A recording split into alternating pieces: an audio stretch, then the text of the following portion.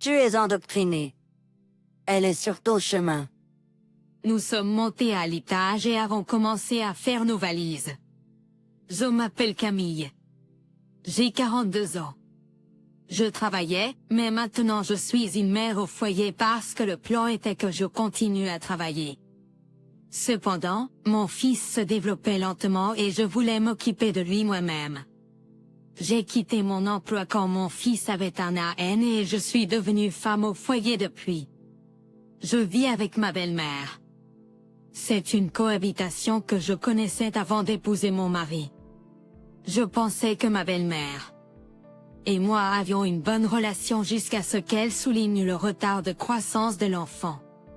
Maintenant la relation est un désastre. Mon mari Antoine est parti en voyage d'affaires à l'étranger et je n'ai personne de mon côté. Les attaques sarcastiques de ma belle-mère ont commencé quand mon fils a eu un AN. Nous avions toujours une bonne relation et sommes allés ensemble à la première visite médicale de mon fils. Et là, le médecin m'a dit, va-t-il marcher bientôt? Et ma belle-mère a changé.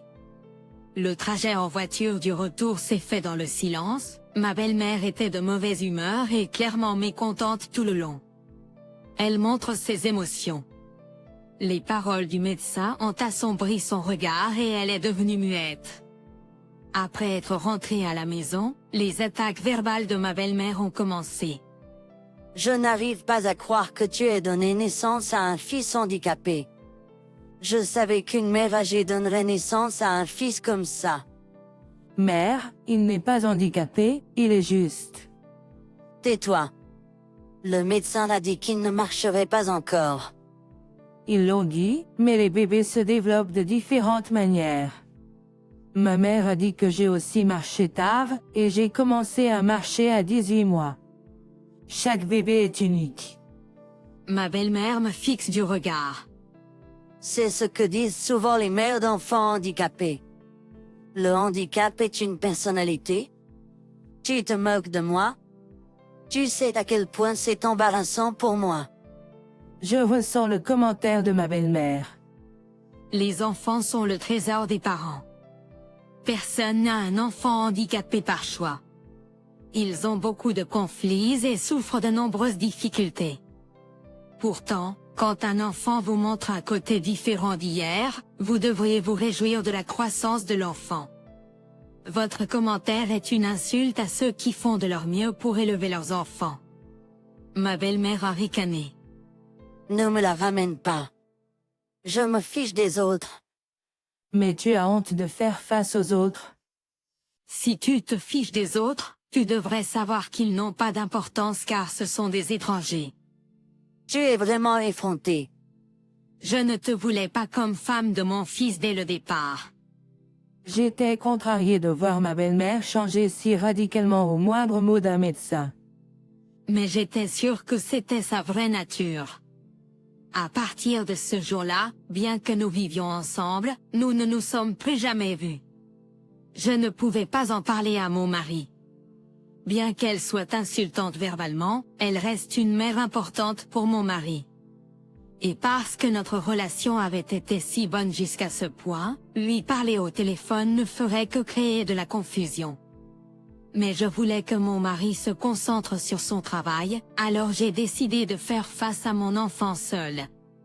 Mais les choses n'étaient pas si faciles. Un jour, ma belle-mère est venue dans ma chambre et s'est plainte. Et, tu devrais le mettre dans une institution. Toi, C'est un enfant handicapé. tu crois que je m'en débarrasserai? J'ai dit.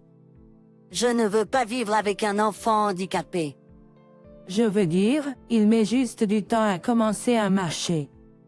Il a beaucoup du sang de ta grand-mère en lui. Ce que ma belle-mère essaie de dire, c'est que ma grand-mère était aveugle. Elle était déjà aveugle quand je suis née. Et maintenant, elle essaie de me dire que j'ai hérité de son handicap. C'est vrai qu'elle était totalement aveugle. Mais c'est arrivé quand elle avait la maladie de Besset quand ma mère était encore à l'école primaire. Il n'y a pas d'héritage prouvé de Besset. Quand je me suis mariée, ma grand-mère est venue expliquer tout ça à ma belle-mère.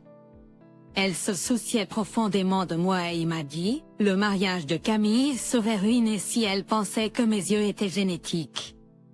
Ma grand-mère a un si merveilleux cœur. À l'époque, même ma belle-mère disait que j'avais une gentille grand-mère. Mais dans notre dose, ma belle-mère pensait comme ça. Je pensais à l'époque que je ne voulais pas que mes petits-enfants l'héritent. Maintenant, vois ce qui se passe. Je ne plaisante pas à propos de la famille handicapée. Tu te fiches de moi. De quoi parles-tu?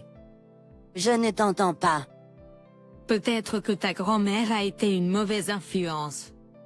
Est-ce qu'elle a tourné la mère de ton mari comme tu es en train de le faire? Peut-être que c'est ce qui l'a rendu aveugle. Reprends-le. Ma grand-mère a été harcelée par une belle-mère comme toi.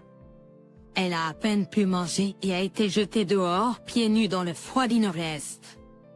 Elle est tombée malade à cause du stress à cause d'une belle-mère comme toi. Elle est tombée malade à cause du stress, à cause d'une salope comme toi. Ma belle-mère a tressailli à ma réplique, mais elle n'était pas vaincue. Oh, donc son mari ne l'a pas protégée. Ta grand-mère n'est pas un bon juge de caractère. Il n'a pas pu la protéger. Grand-père a été envoyé en Sibérie. Quand il est rentré chez lui sain et sauf, il a quitté la maison de ses parents dès qu'il a découvert la vérité. Mais il n'a pas pu arriver à temps.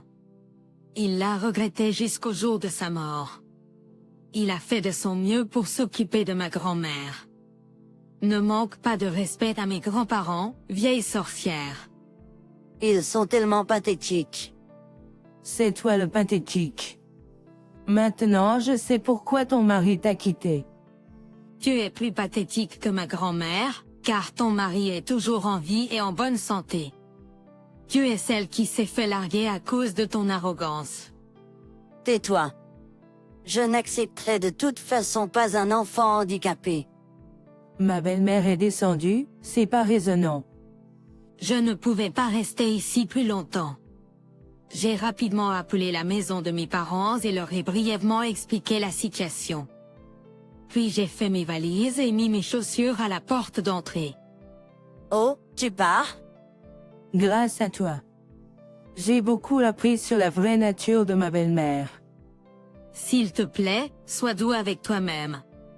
Oh, maintenant tu es à nouveau seul. Ton mari est parti, ton fils est parti. Ta belle-fille te quittera aussi. Oui, bonne chance. Ma belle-mère, peut-être offensée par mon commentaire, était sur le point de me suivre par la porte d'entrée, mais j'ai fermé la porte aussi fort que possible et suis parti. Quand je suis arrivé dans un café à proximité, mes parents étaient déjà arrivés.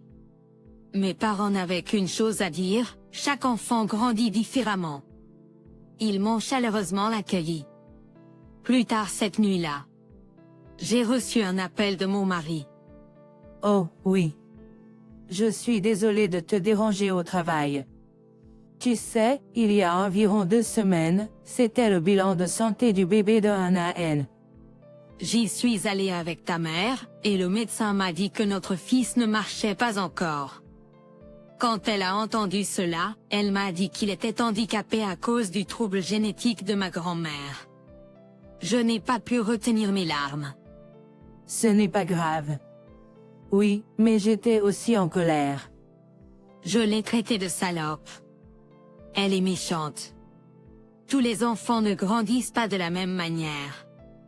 Oui. Je suis d'accord. Je pense que c'est vrai. Prenons simplement notre temps et voyons comment notre enfant grandit. Quoi qu'il en soit, je vais retourner là-bas dans quelques jours. Restez en sécurité jusqu'à mon retour. Mon mari avait le même avis. Cela seul m'a fait me sentir beaucoup mieux. Je suis d'accord avec lui et je suis resté loin de la maison de ma belle-mère jusqu'à son retour à la maison. Une semaine plus tard, il est revenu temporairement. Mon mari est directement venu chez mes parents. Tu as été bien depuis lors? A-t-elle fait quelque chose contre toi? Non. Je n'y suis pas retourné. Je n'ai pas eu de ces nouvelles. Eh bien, c'est bien. Je vais aller parler à ma mère pour déménager. Je viendrai avec toi. Oh, tu es sûr que ça va? Oui. J'ai des trucs que je veux ramener à la maison, et ma mère peut s'occuper de notre fils. Nous nous sommes dirigés ensemble vers la maison de mes beaux-parents. Quand nous sommes arrivés là-bas, j'ai trouvé non seulement ma belle-mère mais aussi ma belle-sœur. Ma belle-mère souriait à mon mari, mais son visage envers moi était aussi froid que jamais. Bienvenue à la maison. Peux-tu rester un peu plus longtemps cette fois-ci? Pourquoi ma sœur est-elle ici aussi? Parce que nous devons parler du divorce. Nous devons en parler en famille. Non. Je suis juste en train de faire mes bagages. Je suis juste venue te dire que je pars. Toi? Tu vas choisir un enfant handicapé à ma place? Je suis ta mère. Oui. Je sais, et j'ai honte de toi. Avoir une mère de bas niveau comme toi. Tu as été lavé le cerveau. Tu es vraiment pénible. Camille. Tu es sur mon chemin. Maman. Nous allons juste faire nos valises. Allez. Camille. Oui, nous sommes montés à l'étage et avons commencé à faire nos valises. Peu de temps après, ma belle-mère est également montée à l'étage. Laisse-moi t'aider. Tu sais. Je pense que j'ai dépassé les limites. Je veux voir mon petit enfant régulièrement, même si nous devons vivre séparément à partir de maintenant. Tu devrais venir me voir de temps en temps. Qu'est-ce qui lui prend? Elle est soudainement devenue très gentille. J'ai fixé ma belle-mère, mais mon mari l'a complètement ignorée. Il fait tranquillement ses bagages. Camille, tu as laissé tes affaires dans ma chambre. Ce doit être la bague que ta grand-mère t'a donnée. Tu me l'as prêtée une fois. Prends-la avec toi. Je vais t'aider à faire tes valises. J'ai quitté ma chambre et je me suis dirigée vers les escaliers. Ma belle-sœur était juste devant moi. Elle descendait aussi. J'allais lui parler quand elle a trébuché sur quelque chose et est tombée dans les escaliers. Je me suis précipitée vers les escaliers aussi vite que possible. Ce sur quoi ma belle-sœur a trébuché était un fil transparent qui avait été intentionnellement placé. J'ai enjambé le fil transparent et couru vers ma belle-sœur. Elle était tombée sur le visage et ne bougeait pas. J'ai quitté les lieux pour appeler une ambulance. Oh. Anna, tu as tout gâché. Es-tu tombée dans les escaliers? Ma belle-mère semblait être debout en haut des escaliers. Comme tu peux le voir. Je vais bien. Mais elle ne va pas bien. Elle est tombée dans les escaliers. S'il te plaît, appelle une ambulance. Je suis retournée vers ma belle-sœur. Je l'ai retournée sur le dos. J'allais la déplacer un peu plus loin des escaliers. Oh mon Dieu. Pourquoi cela t'est-il arrivé? Ma belle-mère a crié et a essayé de descendre les escaliers. Maman, non, le fil. Elle s'est accrochée au fil avec une telle force qu'elle a été propulsée en l'air et a fait un énorme saut depuis l'escalier. Antoine, non, le fil transparent est toujours là. Comment cela s'est-il produit? Ma belle-mère a été projetée au sol avec un bruit sourd. Oui. La maison de mes beaux-parents était en émoi.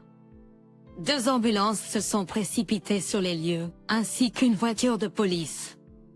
Ma belle-sœur a été immédiatement envoyée à l'hôpital car elle avait une commotion cérébrale.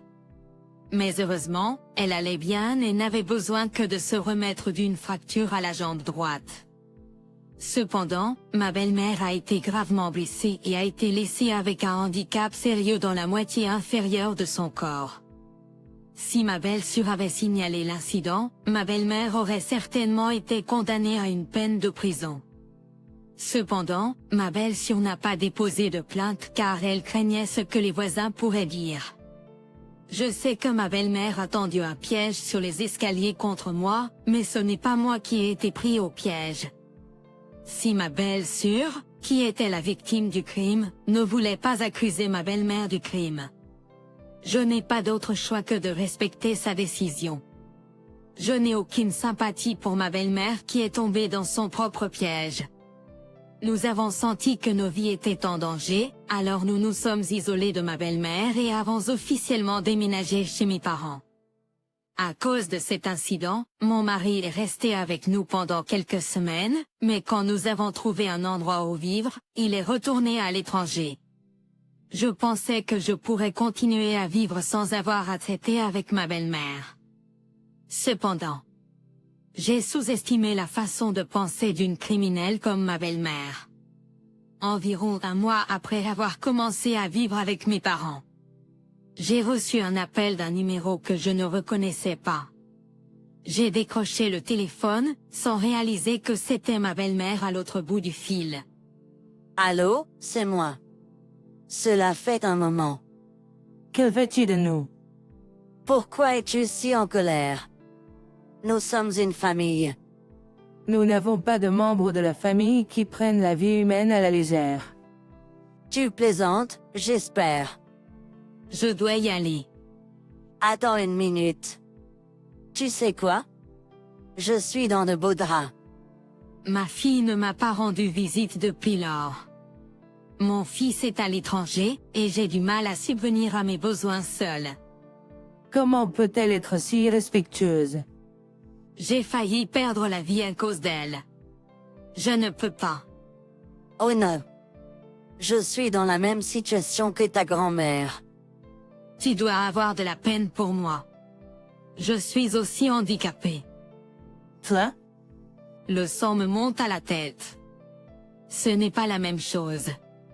N'ose pas te comparer à ma grand-mère. Tu as tendu ton propre piège et tu es tombé dedans. C'est le karma, et personne ne sera là pour te sauver de la solitude. C'est difficile de vivre seul. Et alors? Ce numéro de téléphone est nouveau, n'est-ce pas? Tu l'as arrangé toi-même. Tu peux vivre seul. Ne m'appelle plus. Peu importe le nombre d'appels. Je ne répondrai jamais. Ma belle-mère continuait de parler, mais j'ai raccroché sans hésitation. Elle était une personne qui ne pensait qu'à elle-même sans fin. Je n'avais aucune idée qu'un mot du médecin pourrait changer autant l'avenir. Mais le commentaire insensible du médecin a révélé la vraie nature de ma belle-mère. Tôt ou tard, il aurait été impossible de le cacher. Maintenant, à 1 an et 3 mois, mon fils commence à marcher et à marcher. Grandir ne doit pas être moyen. S'il grandit lentement, c'est très bien si nous prenons soin de lui à son rythme. Je continuerai à être reconnaissant du soutien que je reçois des gens autour de moi. Je vais vivre avec ma famille de 3 personnes à notre propre rythme. Belle-mère, tu as exactement ce que tu mérites. Je n'arrive pas à croire que tu sois tombée dans le piège que tu t'es tendu. La punition se réalise vraiment, n'est-ce pas?